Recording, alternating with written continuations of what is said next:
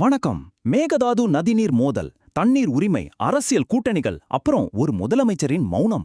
தமிழ்நாடு மற்றும் கர்நாடகா இடையே திடீர்னு வெடிச்சிருக்க இந்த அரசியல் பிரச்சனைய பத்தியும் இதோட முழு பின்னணியும் தான் இந்த விரிவான அலசல்ல நம்ம ரொம்பவே ஆப்ஜெக்டிவா பார்க்க போறோம். வாங்க நேரடியா விஷயத்துக்குள்ள போயிடலாம். 100 விஜய் வந்தாலும் சரி, மேகதாதுல அணை கட்டுறதை யாராலையும் தடுக்க முடியாது. என்ன கேட்கறப்பவே கொஞ்சம் ஷாக்கிங்கா இருக்குல்ல? இந்த நேரடியான சற்றே ஆக்ரோஷமான சவாலை விடுத்தவர் வேற யாரும் இல்ல, கர்நாடகா காங்கிரஸ் எம்எல்ஏ ரவி கணிகா தான். தமிழக முதலமைச்சர் விஜய்க்கு எதிரா கர்நாடகாவிலிருந்து இப்படி ஒரு சவால் வந்திருக்கிறது இப்போ அரசியல் களத்துல ஒரு மிகப்பெரிய அதிர்வலையவே ஏற்படுத்தியிருக்கு. சரி, இவர் ஏன் இப்படி பேசுறாரு? இவரோட வார்த்தைகளுக்கு ஏன் இவ்ளோ முக்கியத்துவம் கொடுக்கணும்னு நீங்க யோசிக்கலாம். இதுல கவனிக்க வேண்டிய முக்கியமான விஷயம் என்னன்னா, இந்த ரவி கணிகா கர்நாடகாவோட ஆளும் காங்கிரஸ் கட்சியை சேர்ந்தவர் மட்டுமல்ல, மாண்டியா சட்டமன்ற தொகுதியோட எம்எல்ஏவும் கூட. இந்த மாண்டியா ஏன் அவ்வளோ ஸ்பெஷல் தெரியுமா? தமிழ்நாட்டுக்கு காவிரி நீரை திறந்து விடுற மிக முக்கியமான கிருஷ்ணராஜ சாகர், அதாவது கேஆர்எஸ் அணை அமைந்திருக்கிறது இதே மாண்டியா மாவட்டத்துல தான். அதனால தண்ணீர் திறக்கிற அந்த மையப்பகுதியோட எம்எல்ஏ இப்படி பேசுறத நம்ம சாதாரணமா எடுத்துக்க முடியாது இல்லையா? இது கிட்டத்தட்ட ஆளும் கட்சியோட குரலாவே தான் பார்க்கப்படுது. ஓகே, இப்போ இந்த பிரச்சனைக்கு மூல காரணமான அந்த மேகதாது அணை திட்டத்தை பத்தி கொஞ்சம் கிளியரா புரிஞ்சுக்குவோம். கர்நாடக அரசு காவிரி ஆற்றின் குறுக்கே ராமநகர் மாவட்டத்துல மேகதாது அப்படிங்கிற இடத்துல ஒரு புதிய அணைய கட்ட ரொம்பவே தீவிரமா பிளான் பண்ணிட்டு இருக்காங்க. இங்க நாம நோட் பண்ண வேண்டிய ஒரு முக்கியமான அரசியல் பின்னணி இருக்கு. அணை அமைய உள்ள இந்த மேகதாது பகுதி கர்நாடகா துணை முதலமைச்சர் டி.கே. சிவகுமாரோட சொந்த மாவட்டம். அதனாலதான் என்னவோ இந்த திட்டத்தை எப்படியாவது சீக்கிரமா நிறைவேற்றணும் அப்படிங்கிறதுல அவர் ரொம்பவே குறியா இருக்காரு. இப்போ 2 மாநிலங்களுக்கும் இடையில இருக்கிற அந்த அடிப்படை முரண்பாடுகளை நம்ம பேலன்ஸ்டா பார்ப்போம். ஒரு பக்கம் கர்நாடகாவோட வாதம் என்னன்னா, பெங்களூர் மக்களோட குடிநீர் தேவையும் காவிரி படுகை மக்களையும் காப்பாற்ற இந்த அணை கண்டிப்பா தேவை அப்படிங்கிறாங்க. அது மட்டும் இல்லாம தமிழ்நாட்டுக்கு சேர வேண்டிய தண்ணியை நாங்க கரெக்டா கொடுத்துடுவோம் அப்படின்னு உறுதி கொடுக்கறாங்க. ஆனா இன்னொரு பக்கம் தமிழ்நாட்டோட பயம் முற்றிலும் வேற மாதிரி இருக்கு. ஒருவேளை மேகதாதுல குறுக்கிய அணை கட்டப்பட்டா தமிழகத்துக்கு வர்ற ஒட்டுமொத்த தண்ணீரோட அளவும் கணிசமா குறைஞ்சிடும்.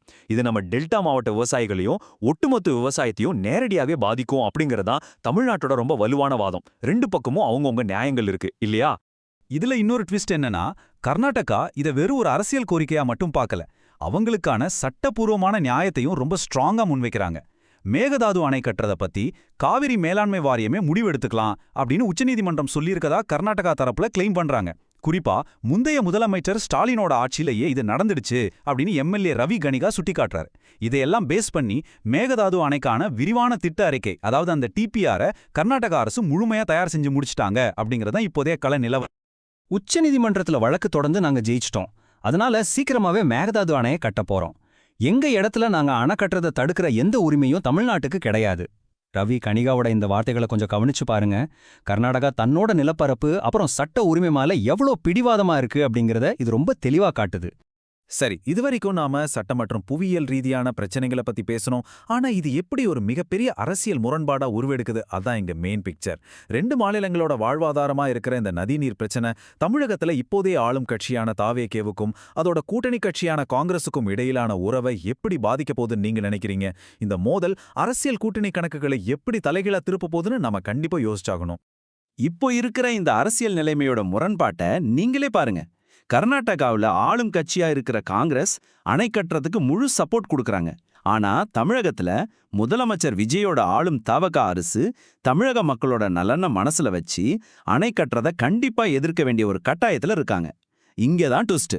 தவக கூட்டணியில இருக்கிற தமிழக காங்கிரஸ் கட்சி தன்னோட தேசிய தலைமை கர்நாடகாவில் எடுக்கிற முடிவுக்கும் தமிழகத்தோட நலனுக்கும் நடுவுல மாட்டிக்கிட்டு தவிக்கிறாங்க.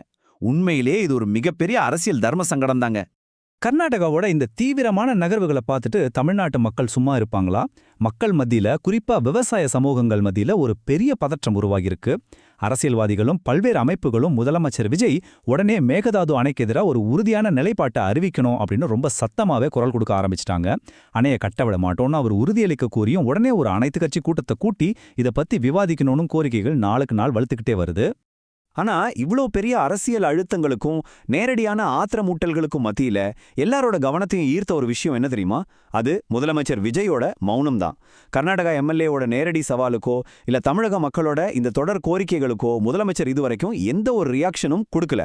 மேகதாது விவகாரம் பத்தி ஒரு வார்த்தை கூட பேசாம அவர் அமைதியா இருக்கிறது மக்கள் மத்தியிலையும் சரி, அரசியல் வட்டாரத்திலையும் சரி, ஏன் இந்த மௌனம் அப்படிங்கிற ஒரு மிகப்பெரிய கேள்வியை எழுப்பியிருக்கு. நாம இப்போ இந்த அலசலோட இறுதி பகுதிக்கு வந்துட்டோம். இப்ப நம்ம முன்னாடி நிக்கிற கேள்வி ரொம்பவே ஆழமானது. 2 மாநிலங்களோட அடிப்படை வாழ்வாதார வளங்கள் இப்படி நேரடியாக மோதிக்கொள்ளும்போது அந்த மாநிலங்களைச் சேர்ந்த கட்சிகளோட அரசியல் கூட்டணி உண்மையிலே நிலைத்திருக்குமா? மக்களோட நீர் உரிமை முக்கியமா இல்ல அரசியல் கூட்டணிகள் முக்கியமா? அப்படிங்கிற இந்த மிகப்பெரிய கேள்விதான் இப்போ ஒட்டுமொத்த தென்னிந்திய அரசியலோட மையப்புள்ளியா நிக்குது. முதலமைச்சரோட இந்த மௌனம் கலையுமா? நதிநீர் உரிமையில எந்த மாநிலத்தோட கை ஓங்கும்? இதுக்கெல்லாம் காலம்தான் பதில் சொல்லணும். இந்த விரிவான அலசல் உங்களுக்கு ரொம்பவே பயனுள்ளதா இருந்திருக்கும்னு நம்புறேன். இந்த விஷயத்தை பத்தி நீங்க என்ன நினைக்கிறீங்கன்னு யோசிச்சு பாருங்க. மீண்டும் ஒரு சுவாரஸ்யமான தொகுப்பில் உங்களை சந்திக்கிறேன். நன்றி.